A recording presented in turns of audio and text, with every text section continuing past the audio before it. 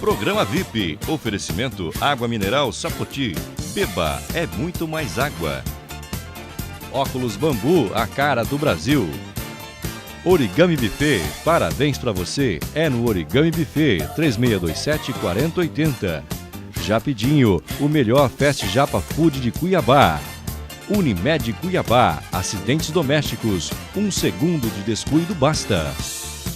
Olá, muito boa tarde, sejam bem-vindos ao programa VIP, Semana de Carnaval. E nós recebendo aqui novamente para a segunda parte da entrevista o secretário de Estado de Fazenda, Paulo Brustolin. Falamos ontem sobre o decreto 380 de 29 de dezembro, que altera a forma como o ICMS será cobrado a partir de 1º de abril no estado de Mato Grosso. O Paulo já disse que as portas da Secretaria de Fazenda estão abertas a todos os setores.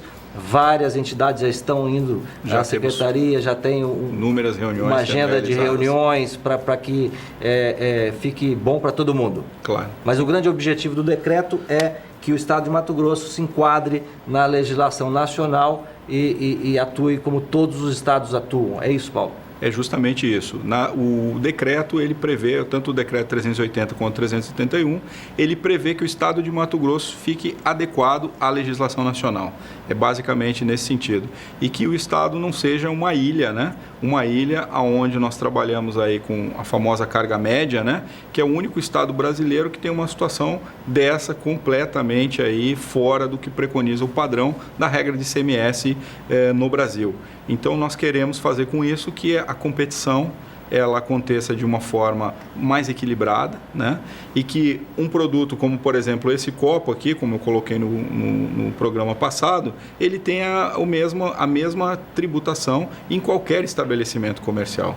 Hoje, Eduardo, para você ter uma noção, foi feita uma pesquisa da CNI recentemente, o estado de Mato Grosso é um dos piores estados, o pior estado brasileiro em termos de legislação tributária. É isso que nós estamos querendo mudar. Paulo, as pessoas têm hoje o costume de comprar muito pela internet. E a internet, como é um mundo livre, ela pode comprar do exterior, pode comprar do São Paulo, do Rio de Janeiro, do Mato Grosso do Sul, enfim. Até o ano passado, pelo que eu sei, até como consumidor, tudo que eu comprava pela internet tinha que se emitir uma guia à parte, se pagar uma diferença em torno de 10%. Aconteceu comigo comprando pneu.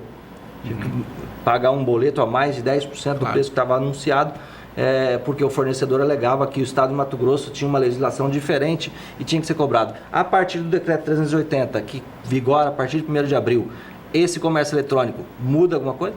Então, Eduardo, o comércio eletrônico ele tem um convênio próprio no CONFAS, né? Até o ano passado, quando você comprava esse pneu pela internet, esse imposto era recolhido lá em São Paulo. Hoje, em 2016, 20% desse ICMS ele fica dentro do estado de Mato Grosso. Mas o que nós estamos buscando, Eduardo, com essa mudança... Mas o consumidor não tem mais esse desconforto de falar, agora tem que cobrar mais? Não, esse desconforto ele surge dessa legislação arcaica que o estado vive. Mas, né? A partir de abril? A partir de abril nós tendemos a ter esse problema sanado, nós teremos esse problema sanado. Eu vou comprar no preço que está anunciado, você vai comprar, e o estado que me vendeu vai repassar a parte do estado que recebeu. Justamente, Mato Grosso precisa deixar de ser uma ilha nesse sentido. E é isso que nós queremos simplesmente trazer o estado de Mato Grosso para a legislação nacional, como funcionam os outros 26 estados do Brasil. Essa é a ideia da Secretaria de Fazenda, essa é a ideia do governo Pedro Taques. Bom, então na realidade você está me dizendo que o estado de Mato Grosso, que o governador Pedro Taques, que na eleição dizia ser contra o aumento de carga tributária, não está aumentando carga tributária no estado de Mato Grosso. Veja bem, o governador Pedro Taques sempre enfatizou que ele não faria o aumento de alíquota de impostos, né? Então, veja, 20 estados brasileiros tiveram aumento de alíquota de impostos, 20 estados brasileiros. O estado de Mato Grosso não mexeu na alíquota do ICMS, um exemplo. Todos os estados do Nordeste, eles fizeram ano passado em bloco a mudança da alíquota do ICMS para 18%. O governo Pedro Taques, um governo corajoso, preferiu fazer o quê? Preferiu cortar despesas, cortar gastos, reduzir o tamanho da máquina e não mexer em alíquota de ICM. Outro detalhe, vários estados do Brasil... 17% o nosso ICMS. 17% a nossa alíquota. Eu falei do Nordeste, 18%. Vários estados do Brasil subiram o ITCD. O Estado de Mato Grosso não fez. O que é o ITCD? É o Imposto de Transmissão de Causa Mortes. Quando você quer fazer a transmissão de um patrimônio, enfim, por morte ou em vida, né?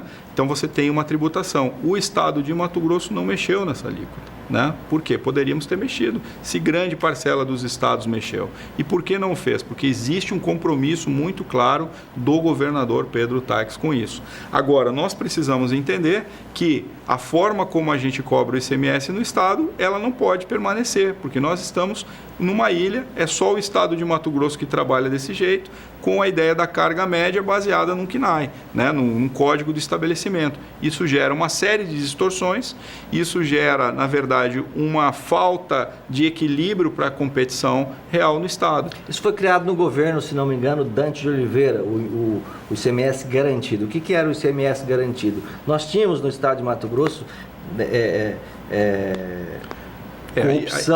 corrupção até mesmo dentro da Secretaria do Estado de Fazenda, tanto é que tinha a máfia lá, né, foi desbaratado, a quadrilha que cobrava propina, enfim. O governador Dante de Oliveira, a secretaria foi comandada aí pelo Dr. Walter Albano, né? Fez uma gestão muito eficiente da Secretaria de Fazenda. Eu creio que esse foi um dos governos que pegou uma situação também dramática, talvez existia uma sonegação gigante na época, uma sonegação gigante, corrupção e foi feito fiscal. Um trabalho aí exemplar pelo Dr. Walter Albano à frente da Secretaria de Fazenda. Ele assumiu uma situação dramática, uma situação talvez até pior do que nós encontramos na Secretaria de Fazenda, que foi realmente, do ponto de vista do Tesouro do Estado de Mato Grosso, uma situação gravíssima que nós encontramos, mas nessa época foi uma situação muito difícil e o Estado conseguiu superar. Mas é importante, através da criação do garantido. Mas é importante lembrar que o garantido, ele parte do pressuposto de você cobrar esse imposto antecipadamente.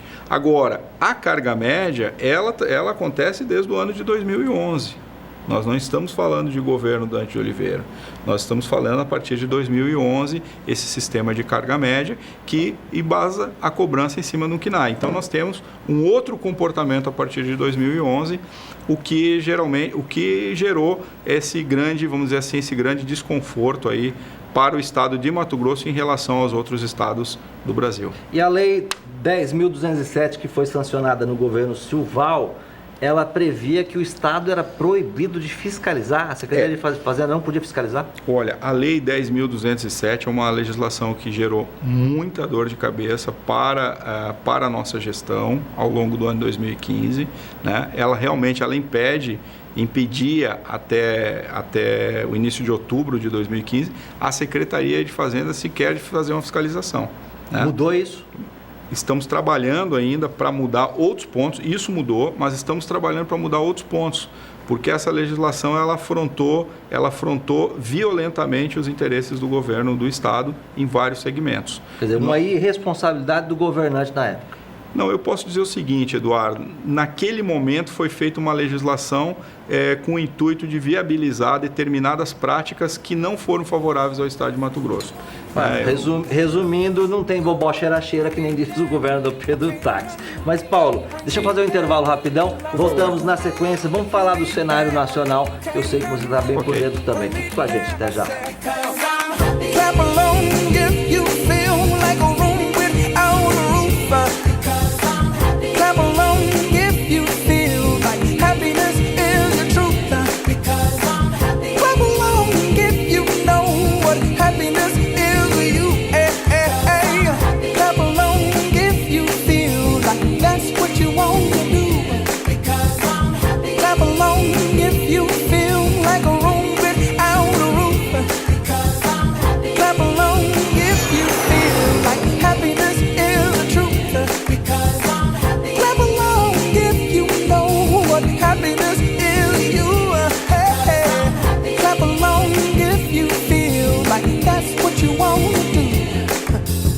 Muito bem, de volta com o VIP, recebendo aqui no programa Paulo Brustolin, secretário de Fazenda do Estado de Mato Grosso. Já falamos um pouquinho da situação fiscal de Mato Grosso, graças a Deus uma das mais equilibradas no Brasil. Agora vamos falar de Brasil, Paulo. Como é que está o equilíbrio fiscal federal, na sua opinião? Olha, na minha opinião, eu sou um homem positivo, sou um homem otimista, né? Mas a situação hoje do Brasil, ela requer muitos cuidados, né? O Brasil, na minha opinião, não tem ido bem.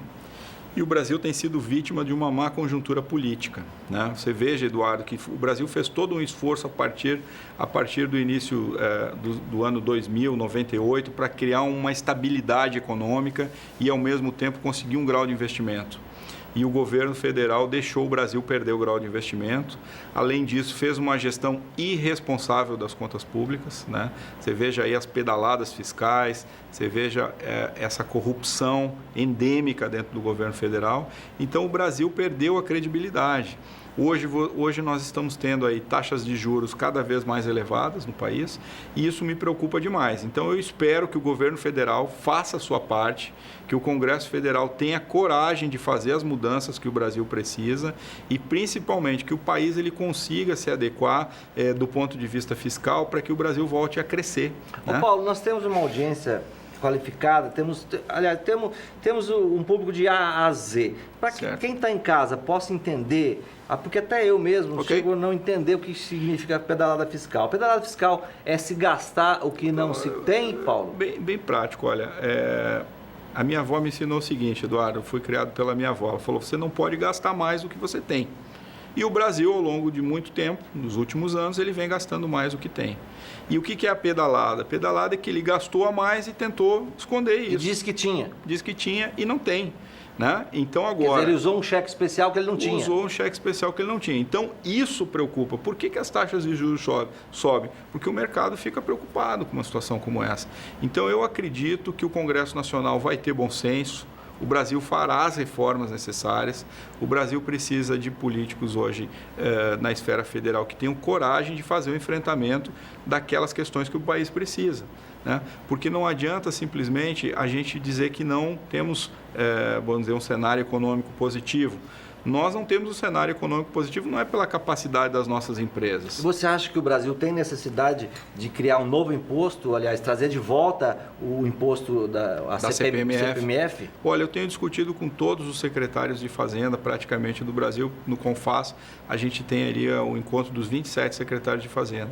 Eu creio que a situação hoje exige que o Brasil tenha a CPMF. Mas exige por quê? Porque o Brasil, a gestão do país, não fez o dever de casa. O país não tem que pagar a conta. O país O país não pode gastar mais do que ele arrecada. E o que vem acontecendo nos últimos anos? O contrário. O país tem gastado mais do que arrecada. E aí você veja que isso contaminou uma série de empresas públicas, por exemplo. Né? A ação da Petrobras chegou a bater R$4. Uma ação de uma empresa brasileira que era conceituada no exterior chegou a valer mais de R$100 a ação. A Petrobras chegou a R$4, é um absurdo. A Petrobras o PT conseguiu acabar com uma empresa como a Petrobras, né? Eu não quero aqui, eu não posso polemizar politicamente, não quero, mas eu posso. Mas eu posso como cidadão, dizer, não como apresentador, mas como cidadão revoltado, eu posso dizer que o PT conseguiu destruir as conquistas do Brasil aí, desde lá do governo Fernando Henrique para cá, que conseguiu estabilizar o país. O Lula pegou a crista da onda, né? O país equilibrado, brincou com o cofre público, passou o bastão para Dilma, que brincou mais um pouquinho ainda, e nós estamos nessa situação que estamos agora aí, com milhões de desempregados no Brasil e com previsão de crescimento esse ano zero. Agora, eu acredito que o Brasil, ele é um país, e aí temos que ser claros, né, Eduardo, é um país que já passou por inúmeras crises, é um país que já enfrentou inúmeras dificuldades. E nós precisamos ser positivos, nós precisamos cobrar dos homens públicos a firmeza com que estamos gerindo o estado de Mato Grosso, por exemplo. Né? Para Mato Grosso seria simples subir a alíquota do ICMS, por exemplo, como fez o Nordeste para 18%. Mas o que nós fizemos ano passado? Nós cortamos na carne. A gente enxugou despesas do Estado, nós cortamos cargos comissionados. Então o Brasil precisa fazer isso. Falando em Mato Grosso, nós vamos continuar pagando salário em dia do funcionalismo no ano de 2016? Olha, nós temos que ser realistas na seguinte questão. Existe uma crise nacional instalada. Essa crise nacional pode vir a prejudicar a arrecadação do Estado de Mato Grosso. Então, o governador Pedro Taques assumiu um compromisso com o Fórum Sindical. Estávamos todos nós secretários ali juntos nessa discussão. que a cada mês faremos uma reunião para mostrar a situação do estado de Mato Grosso, né? Nós não podemos prometer algo que nós não temos o controle absoluto. Agora, o que o cidadão pode ter certeza é que nós estamos trabalhando intensamente ao longo dos últimos meses para que o estado de Mato Grosso ele seja um estado equilibrado, né? Nós não podemos afirmar, olha, teremos até dezembro a situação estável, mas eu posso dizer o seguinte, toda a equipe está trabalhando muito para que o estado de Mato Grosso não tenha problemas. Veja, Eduardo, que dos 27... vários outros estados estão com isso que eu queria afirmar. 14 estados brasileiros, se não me falha a memória, atrasaram o salário ao longo de 2015. Então, atrasar salário é uma coisa muito complexa, né? E não é o que nós queremos, não é o que nós queremos. Estamos dentro de uma crise nacional? Estamos dentro de uma crise nacional. Mato Grosso está sendo vítima desse desequilíbrio fiscal do governo federal? Está. Para você ter uma noção, hoje o governo federal ele tem aí mais de 800 milhões, quase 900 milhões de reais do FEX que ele deveria ter repassado para o estado de Mato Grosso, não repassou. Então também o governo federal, né, está fazendo um ajuste fiscal em cima das contas públicas do estado de Mato Grosso. Então nós esperamos que está dando calote? Na verdade, ele está dando vamos dizer assim, o calote é uma palavra forte, mas ele não está honrando com o seu compromisso, ele não está honrando com a legislação, o que faz com que nós, ao longo dos últimos meses, a gente aumentou muito a pressão sobre o governo federal, inclusive o governador Pedro Taques, junto com os governadores do Brasil Central, aqui, que são o Centro-Oeste, Rondônia e Tocantins, tem feito uma pressão muito intensa sobre o governo federal, sobre a presidenta Dilma, para que seja pago aquilo que é de direito do estado de Mato Grosso.